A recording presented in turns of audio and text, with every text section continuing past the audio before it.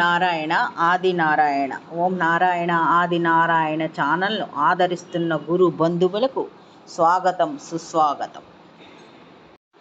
ఓం నారాయణ ఆది నారాయణ. ఓం శ్రీ భగవాన్ వెంకయ్య స్వామి నన్మ. ఆశ్రిత జనరక్షకుడు, దేనజన బాంధవుడు శ్రీ భగవాన్ వెంకయ్య స్వామి వారి పాద పద్మములకు నా ప్రణామములు. సమస్త సగుణ రూప నిర్గుణ రూప గురుదేవుల పాద పద్మములకు నా నమస్సుమాంజలి. సర్వసమర్థ లీలల శీర్షికలో ఇప్పుడు స్మరించుకునే ఈ లీల భగవాన్ వెంకయ్య స్వామి వారి ప్రియ శిష్యుడు నారాయణదాసు స్వామి వారిది. వారికి శ్రీ భగవాన్ వెంకయ్య స్వామి వారితో ఉన్న సాన్నిధ్యం, శ్రీ భగవాన్ వెంకయ్య స్వామి వారు తమ దివ్య శక్తులతో నారాయణదాసు స్వామి వారిని అనుగ్రహించిన తీరు, నారాయణదాసు స్వామి వారిని తమ ప్రతినిధిగా చేసిన లీలలో ఇప్పుడు మనం ఈ భాగంలో స్మరించుకుందాం. తలుపూరు నారాయణదాసు స్వామి వారిది తుమ్మల తలుపూరు గ్రామము. అక్కడే వీరు ఆశ్రమము, అక్కడ తుమ్మల తలుపూరు గ్రామంలో ఆశ్రమం నిర్మించుకొని ఉన్నారు.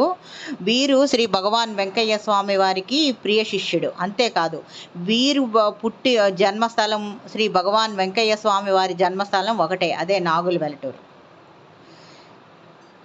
ఈ నారాయణదాసు స్వామివారు 3 సార్లు చనిపోయి బ్రతికారు. అది ఎలా అంటే, మొట్టమొదటిసారిగా పుట్టిన వెంటనే ఈ చనిపోయాడని ఊరి చివర ఈ చంటి పిల్లాడిని దెబ్బలో పూడ్చిపెట్టేసి వెళ్ళిపోయారు. అటు తర్వాత కుక్కలు అటు వెళ్తూ ఆ పూడ్చిపెట్టిన ప్రదేశం చోట అవి తీయుటకు ప్రయత్నిస్తున్నాయి, తవ్వి తీయుటకు ప్రయత్నిస్తున్నాయి ఆ కుక్కలు. ఆ టైంలో అటు వెళ్తున్న జనానికి ఈ చంటి బిడ్డ ఏడుపు వినిపించింది. దాంతో అక్కడ వెళ్తున్న ఆ జనము ఆ పిల్లవాడిని ఒక బుట్టలో పెట్టుకొని వారి తల్లిదండ్రులకి ఇచ్చారు. 7 సంవత్సరాల వరకు వీరికి మాటలే రాలేదు. చిన్న వయసులోనే వీరి తల్లిదండ్రులు కూడా మరణించారు. శ్రీ నారాయణదాసు స్వామి వారికి ఒక తమ్ముడు, చెల్లెలు ఉన్నారు. వీరి తల్లిదండ్రులు మరణించడంతో వీరు చిన్న వయసులోనే వారి బాధ్యత తీసుకొని ఒకరింట్లో జీతానికి పనిచేసేవారు. 12 సంవత్సరముల వయసులో ఉన్నప్పుడు ఒకసారి వీరు గడ్డి కోస్తూ ఉంటే పాము చేతిలోకి వచ్చింది. కొడవలితో ఆ పామును కోసేశారు. ఆ పాము యొక్క తల స్వామివారి బొటనవేలుని పట్టుకుంది. దాంతో అక్కడ నుండి వీరు పరిగెత్తారనమాట. పరిగెత్తి ఇంటికి వచ్చేటప్పటికి నోటి నుంచి నొరగ వచ్చి, అంటే పాము కరిచేసింది, పడిపోయారు. అందరూ చనిపోయారని అనుకున్నారు. కానీ అక్కడికి కొద్ది దూరంలోనే శ్రీ భగవాన్ వెంకయ్య స్వామి వారు ఉన్నారు. వారు దివ్య దృష్టితో చూసి, స్వామి ఇలా అన్నారు, అయ్యా దాసుకి పాము కరిచింది, మనం వెళ్ళాలి అని అక్కడ క్షణం కూడా నిల్చోకుండా ఈయన తలుపూరు నారాయణదాసు స్వామి వారి దగ్గరికి వచ్చారు. వచ్చిన తర్వాత నారాయణదాసు స్వామి వారి తలపై చేయి పెట్టి ఏదో అర్థం కాని భాషలో మాట్లాడుతూ ఉన్నారు. అలా చాలాసేపు చేశారు. అలా తల మీద చేయి పెట్టి అలా ఉంచారు. అప్పుడు ఏమైందంటే, ఇతని శరీరం నుంచి ప్రాణము ఎప్పుడో వెళ్ళిపోయింది. ఆ ప్రాణం ఊర్ధలోకాలకు వెళ్ళిన ప్రాణం తిరిగి స్వామివారు స్వాంతన చేకూర్చడంతో ఆ ప్రాణం తిరిగి వచ్చింది. వీరు ప్రాణం తిరిగి వచ్చింది. వీరు తిరిగి బ్రతికారు. నారాయణదాసు స్వామివారు వారు చిన్న వయసులోనే మహిమాన్వితులు, మహామహిమాన్వితులు అని తెలిపే లీల ఒకటి ఉంది. అదేంటంటే, నాగుల వెల్లటూరులో జంతుబలి ఆపమని అమ్మవారు ఒకసారి వీరి ఒంటి మీదకి వచ్చి చెప్పారు. అప్పుడు ఆ ఊరి ప్రజలందరూ దీనికి నిదర్శనం కావాలి, మేము నమ్మము అన్నారు. అప్పుడు ఊరి ప్రజలందరూ చూస్తూ ఉండగానే ఈ నారాయణదాసు స్వామి వారి కాళ్ళల్లో ఉన్న చెప్పుల నుంచి ఒక్కసారిగా మంటలు లేచాయన్నమాట. ఆ కాలుకున్న చెప్పు కాలి బూడిదయ్యే వరకు శ్రీ నారాయణదాసు స్వామి వారు అక్కడి నుంచి కదలలేదు. ఈ లీల జరిగేటప్పటికి స్వామివారి వయసు కేవలం 15 సంవత్సరములు మాత్రమే. అప్పటి నుంచి ఆ సంఘటన తర్వాత నాగుల వెల్లటూరులో జంతుబలి ఆపివేశారు. 3వసారి వీరు ప్రాణము ఎలా తిరిగి వచ్చిందంటే, వీరు తలుపూరు ఆశ్రమంలో ఉంటుండగానే ఒక అర్ధరాత్రి నారాయణదాసు స్వామి వారికి వీరికి పాము కరిచింది. శ్రీ భగవాన్ వెంకయ్య స్వామి వారు అక్కడికి చాలా దూరంలో సిద్ధలయ్య కొండ మీద ఉన్నారు. అదే అర్ధరాత్రి, బాగా చీకటి, తర్వాత ఆ టైంలో వర్షం కూడా పడుతుందన్నమాట. దారి కనిపించదు. కానీ స్వామివారు ఒక్కసారిగా, అక్కడ భగవాన్ వెంకయ్య స్వామి వారు ఒక్కసారిగా అర్ధరాత్రి లేచి మనం తలుపూరు వెళ్ళాలి అని అన్నారు. అప్పుడు శిష్యులు అన్నారు, స్వామి ఇది అర్ధరాత్రి, వర్షం వస్తుంది, మనకి దారి కనిపించదు వెళ్ళడానికి, రేపు ఉదయం వెళ్దాము అని అన్నారు. కానీ స్వామివారు ఒప్పుకోలేదు. దాంతో వాళ్ళు స్వామివారిని ఆ చీకట్లోనే మోసుకొని తలుపూరు వచ్చారు. కానీ అప్పటికే శ్రీ నారాయణదాసు స్వామివారు పాము కాటు వలన చనిపోయారు. శ్రీ భగవాన్ వెంకయ్య స్వామి వారు అప్పుడు 3 రోజులు శరీరాన్ని అలాగే ఉంచారు. గ్రామస్తులందరూ చనిపోయిన వాళ్ళు తిరిగి బ్రతుకుతారా, శవాన్ని పాతి పెట్టండి అని వాళ్ళంతా గొడవ చేశారు. కానీ శ్రీ స్వామివారు ఒప్పుకోకుండా ఇలా అన్నారు, అయ్యా ఆయన ఎక్కడికి పోలేదయ్యా, ఆయన తిరిగి వస్తాడయ్యా అన్నారు. అలాగే ఊరి ప్రజలందరూ చూస్తూ ఉండగానే శ్రీ నారాయణ స్వామి వారు 3 రోజుల తర్వాత నిద్ర నుంచి మేల్కొన్నట్టుగా లేచారు. ఊరి ప్రజలందరూ ఆశ్చర్య ఆనందాల్లో పులకించిపోయారు. తర్వాత ఇతను మహేష్ అనంతపురం, ఈ మహేష్ అనే మహేష్ గారు ఇతను అనంతపురము. వీరు ఒకసారి గొలగమూడికి 2005లో పాదయాత్ర చేశారనమాట. ఒక 20 మంది బృందం అంతా కలిపి 2005లో పాదయాత్ర చేశారు. మొదట శ్రీ భగవాన్ పాదయాత్ర చేశారు, గొలగమూడి దర్శించుకున్నారు. గొలగమూడి దర్శించుకున్న తర్వాత శ్రీ భగవాన్ వెంకయ్య స్వామి వారు సంచరించిన ప్రదేశాలన్నీ కూడా చూడాలని ఆ పాదయాత్రతోనే వాళ్ళంతా బయలుదేరారు. అలా ఆ క్రమంలో వాళ్ళు తలుపూరికి వెళ్ళారు. శ్రీ నారాయణదాసు స్వామివారు అప్పుడు వీరు వెళ్ళేటప్పటికీ అలా ఆ క్రమంలో వీరు తలుపూరు వెళ్ళారు. వీరు వెళ్ళేటప్పటికీ నారాయణదాసు స్వామివారు అమ్మవారి ముందు తంబూర వాయిస్తూ ఉన్నారు. వీరు నారాయణదాస్ స్వామివారికి వీరు ఏమీ చెప్పకుండా స్వామివారి ముందు కూర్చున్నారనమాట. అప్పుడు స్వామివారు ఇలా అన్నారు, మీ అందరూ పాదయాత్ర చేసి వచ్చారు, అందులో 2 నడవలేక గొలగమూడి బస్సులో వెళ్ళారు కదా, వారిని కూడా శ్రీ భగవాన్ వెంకయ్య స్వామివారు అనుగ్రహించారు. అంతేకాదు మీరు శ్రీ భగవాన్ వెంకయ్య స్వామి వారు సంచరించిన ప్రాంతాలన్నీ కూడా చూడాలని వచ్చారు కదా. పాదయాత్ర అంటే శ్రీ భగవాన్ వెంకయ్య స్వామి వారికి చాలా ఇష్టం. స్వామి ఎప్పుడు వాహనాల్లో తిరగలేదు, ఎక్కడికి వెళ్ళినా నడిచి వెళ్ళేవారు అని చెప్పారు. ఈ వివరాలు వీరు పాదయాత్ర చేసి వచ్చినట్టు, అనంతపురం నుంచి పాదయాత్రలో వచ్చినట్టు కానీ, ఈ వివరాలు స్వామివారు సంచరించిన ప్రదేశాలకు వెళ్ళాలని అనుకున్నట్టు కానీ ఏ వివరాలు కూడా వీరు నారాయణదాసు స్వామివారితో చెప్పలేదు. కానీ ముందే నారాయణదాసు స్వామివారు వారికి ఈ వివరాలన్నీ చెప్పారనమాట. దాంతో వీళ్ళంతా విన్న తర్వాత స్వామివారు చెప్పిన వివరాలు విన్న తర్వాత అందరూ ఆశ్చర్యపోయారు. అప్పుడు ఇతను మహేష్ గారు స్వామివారితో, నారాయణదాస్ స్వామివారితో ఇలా అన్నారు, స్వామి మేము అనంతపురంలో వెంకయ్య స్వామివారి గుడి కట్టిస్తున్నాము అని చెప్పారు.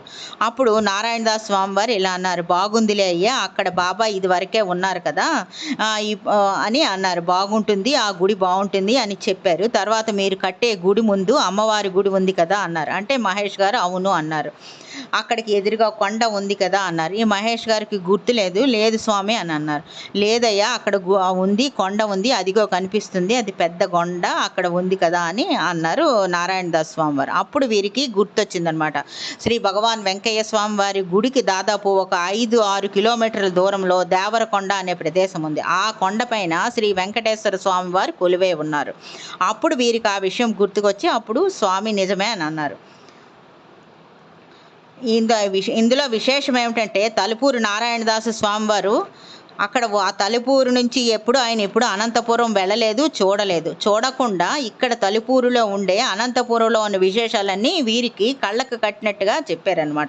అతను ఎప్పుడు అనంతపురం వెళ్ళలేదు. అనంతపురం వెళ్ళకపోయినా తలుపూరులో ఉండి అనంతపురం నుంచి వచ్చిన వాళ్ళకి ఈ విషయాలన్నీ వివరాలన్నీ కళ్ళకు కట్టినట్టుగా చూపించారు. తర్వాత వీరే మరొకసారి తలుపూరు నారాయణదాసు స్వామివారి దర్శనానికే వచ్చారు. వీరి దర్శనానికి వచ్చేటప్పటికే అప్పటికే ఒక అతను వెంకటేశ్వర్లు గారు అనే ఇతను రిటైర్డ్ ఎలక్ట్రిసిటీ బోర్డు ఇంజనీరు ఒక అతను కూర్చున్నారు అనమాట. వారికి జరిగిన అనుభవము వారు వీరితో చెప్పారనమాట. ఆ అనుభవం ఈ మహేష్ గారితో, ఆ వెంకటేశ్వర్లు గారి అనుభవం ఈ మహేష్ గారికి చెప్పారు. ఆ అనుభవం ఎలా ఉంది, వీరు వారి అబ్బాయి దగ్గరికి అమెరికా వెళ్ళారు. అక్కడికి వీరికి అనారోగ్యం చేసింది, హాస్పిటల్లో అడ్మిట్ చేశారు. తర్వాత స్వస్థత పొందారు. తర్వాత ఇంటికి వచ్చేసారనమాట. వచ్చిన తర్వాత ఈ వివరాలన్నీ, అతనికి అనారోగ్యం చేసినది, స్వస్థత పొందిన విషయం అన్నీ నారాయణ స్వామి వారికి ఇతను వెంకటేశ్వర్లు గారు ఫోన్ చేసి చెప్పారు. అప్పుడు స్వామి ఈ విధంగా అన్నారు అనమాట, నేను ఇప్పుడు బాగానే ఉన్నాను స్వామి అని ఈయన చెప్పారు. అప్పుడు స్వామి ఇలా అన్నారు, నేను ఉంటుండగా నీకేమి కాదు అని అభయం ఇచ్చారు. అప్పుడు ఇతను వెంకటేశ్వర్లు గారు అన్నారు, నేను 7 సముద్రాల అవతల నేనున్నాను, నువ్వు నన్ను కాపాడుతాను అంటున్నావేంటి స్వామి, ఇది అసాధ్యం అని అన్నారు. అప్పుడు నారాయణ దాస్ స్వామి వారు ఇలా అన్నారు, ఏమయ్యా నీకు నిదర్శనం కావాలా, నేను కాపాడుతానా లేదా అన్నది నీకు నిదర్శనం కావాలా, అయితే నువ్వు కూర్చున్న దానికి ఎదురు నువ్వు నేను నిదర్శనం కావాలా, నీకు నిదర్శనం చెప్తాను ఉండు అని చెప్పారు. చెప్పి ఇలా అన్నారు, నువ్వు కూర్చున్న దానికి ఎదురుగా తలుపు ఉంది, నీ కుడి చేతి వైపు కూడా ఒక తలుపు ఉంది, నీకు ఎడమ వైపు ఒక తంబూరా ఉందా అంటే గిటార్, ఆ ఇంట్లో ఏ సామాన్లు ఎక్కడ ఉన్నవి అన్నీ చూసినట్టుగా చెప్తూ ఇలా అన్నారు, నేను నీ ముందే ఉన్నాను కనుక్కో అని అన్నారు నారాయణదాస్ స్వామి వారు. అదంతా అయిపోయింది. ఆ తర్వాత ఈ వివరాలన్నీ ఈ వెంకటేశ్వర్లు గారు వారి మిత్రులతో చెప్పారు. వాళ్ళందరికీ ఇది ఆశ్చర్యం వేసింది అనమాట. ఎక్కడో ఉన్న తలుపూరులో ఉన్న స్వామి వీరి ఇంట్లో ఏ వస్తువులు ఎక్కడ ఉన్నాయో అని కళ్ళకు చూసినట్లు అక్కడి నుంచి చూసి చెప్పడం అనమాట. అందులో శ్రీనివాసులు గారు అని ఉన్నారు, వారు బ్యాంకులో వర్క్ చేస్తారు రాయదుర్గంలో. వారు ఇంకా ఆశ్చర్యం, అయితే స్వామివారి దర్శనం నేను చేసుకుంటాను అని అన్నారు. అతను శ్రీనివాసులు గారు, నేను స్వామివారి దర్శనం చేసుకుంటాను, నారాయణదాస్ స్వామివారి దర్శనం చేసుకుంటాను, నన్ను తీసుకువెళ్ళండి అని అన్నారు. దాంతో వీరందరినీ ఇతను వెంకటేశ్వర్లు గారు నారాయణదాస్ స్వామివారి దగ్గరికి తీసుకువెళ్ళారు. వినయంగా స్వామివారిని వీరు ప్రార్థించారు, స్వామి వీరంతా మీ మహిమ చూడాలని ఆసక్తిగా ఉన్నారు అని వారికి విన్నవించుకున్నారనమాట. అప్పుడు శ్రీ నారాయణదాసు స్వామివారు శ్రీనివాస్ గారితో ఇలా అన్నారు, ఏమయ్యా నీకు ఇప్పుడు ఇది ఇల్లు రెండో స్థానం కదా అని అన్నారు. అంటే శ్రీనివాస్ గారు అవునన్నారు. మీ ఇంటి పక్కన నీళ్లు ఉన్నాయి కదా, అక్కడ వర్షం వచ్చి నీళ్లు ఆగాయి అన్నారు. అంటే అవును అని అన్నారు ఇతను శ్రీనివాస్ గారు. మీ దేవుని గూట్లో వెంకయ్య స్వామి వారి పటం ఉంది కదా అన్నారు. అంటే అవును అన్నారు. అప్పుడు ఇతను వెంకటేశ్వర్లు గారు ఈ శ్రీనివాస్ గారి చెవిలో ఇలా చెప్పారు, మీ భార్య పిల్లలు ఇంట్లో ఏం చేస్తున్నారో అడగండి అని. అప్పుడు శ్రీనివాస్ గారు అదే విషయాన్ని స్వామివారికి ఇంట్లో భార్య పిల్లలు ఏం చేస్తున్నారని అడిగారు. అప్పుడు నారాయణదాస్ స్వామి వారు ఇలా అన్నారు, వాళ్ళు ఎక్కడున్నారయ్యా, అయ్యా ఎక్కడున్నారు, మీ ఇంటికి తాళం వేసి పుట్టింటికి వెళ్ళారు కదా అని అన్నారు. దాంతో శ్రీనివాసులు గారికి చాలా నమ్మకం ఏర్పడింది. వాళ్ళకి భార్య పిల్ల ఎందుకంటే నారాయణదాస్ స్వామి వారి మీద చాలా నమ్మకం ఏర్పడింది, భక్తి శ్రద్ధలు కూడా పెరిగాయి. ఎందుకంటే వారి భార్య పిల్లలు నిజంగానే ఇంటికి తాళం వేసి పుట్టింటికి వెళ్ళారనమాట. అప్పుడు వారు గొప్ప మహాత్ములని వాళ్ళని ఎంతగానో విశ్వసించి వారి మీద భక్తి శ్రద్ధలు పెరిగాయి అన్నమాట, పెంచుకున్నారు భక్తి శ్రద్ధలు కూడా. శ్రీ స్వామివారికి పాదాభివందనం చేసి అక్కడి నుంచి వచ్చేసారు. శ్రీ నారాయణదాసు స్వామివారికి ప్రస్తుతం ఒక 75-80 సంవత్సరాల వయసు ఉంటుంది. ఇప్పటికి వీరు తుమ్మల తలుపూరు గ్రామంలో ఉన్నారు. వచ్చిన భక్తులకి ప్రశ్నలు చెప్తారు, ఎన్నో వ్యాధులు పోగొడతారు, ఎన్నో బాధలు తొలగిస్తారు. బాగా మండే అగ్నిగుండంలో వీరు పడుకుంటారు, వేపాక తింటారు, బొంతపాలు తాగుతారు, నీటితో దీపాలు వెలిగిస్తారు, నెత్తి మీద నిండు బిందె పెట్టుకొని ఒంటి కాలి మీద ఊరంతా తిరుగుతారు. అలాగే నిండు బిందెను నోటితో కరుచుకొని ఎన్ని గంటలైనా అలాగే ఉంటారు. ముళ్ళ చెట్లపై ముళ్ళ కంపలపై చెప్పులు లేకుండా నడుస్తారు. ప్రతి సంవత్సరం దసరా నవరాత్రి ఉత్సవాలు చేస్తారు. 10వ రోజు అగ్నిగుండంలోకి దిగుతారు. ఈ అగ్నిగుండంలో దిగిన ఈ ఉత్సవాల్లో ఒకసారి జరిగిన సంఘటన ఎలా ఉంది. ఈ అనంతపురం నివాస ఇతను పాండురంగ నాయుడు గారు మరియు భగవాన్ వెంకయ్య స్వామి వారి దేవాలయం అధ్యక్షుడు నాయుడు గారిని ఒకసారి ఈ నవరాత్రి ఉత్సవాల్లోనే ఈ నారాయణదాస్ స్వామివారు అగ్నిగుండంలో వీళ్ళిద్దరిని లాక్కున్నారనమాట. వాళ్ళు ఎంతసేపు అగ్నిగుండంలో ఉన్నారు, కానీ వాళ్ళ అనుభవం ఎలా ఉందంటే వారికి మామూలు నేల మీద ఉన్నట్టే ఉంది. వారి అనుభవం ఆ తర్వాత వారు వివరించారనమాట. ఇక్కడ అమ్మవారి గుడి ఉంది. శ్రీ తుమ్మల తలుపూరు ఆశ్రమంలో అమ్మవారి గుడి ఉంది. ఈ అమ్మవారి పేరు కొండమ్మ అని శ్రీ భగవాన్ వెంకయ్య స్వామి వారే ఈ అమ్మవారిని ప్రతిష్ఠించిన తర్వాత శ్రీ భగవాన్ వెంకయ్య స్వామి వారు ఆమెను కొండమ్మ అని పేరు పెట్టి పిలిచి ఆమెకు నారాయణదాసు స్వామి వారిని అప్పచెప్పారు. అమ్మ ఈ దాసు నీ బిడ్డడు, చాలా బాగా చూసుకో అని చెప్పారట. దాంతో ప్రతిరోజు ఈ నారాయణదాసు స్వామివారు నివేదిస్తేనే ఆమె స్వీకరిస్తారు ఆహారం, లేకపోతే ఎవరు పెట్టినా ఆమె ఆహారం స్వీకరించరట. భగవాన్ వెంకయ్య స్వామివారు నారాయణదాసు స్వామివారిని ఎప్పుడు దాసు అని ప్రేమతో పిలుచుకుంటూ ఉండేవారు. ఓం నారాయణ, ఆది నారాయణ.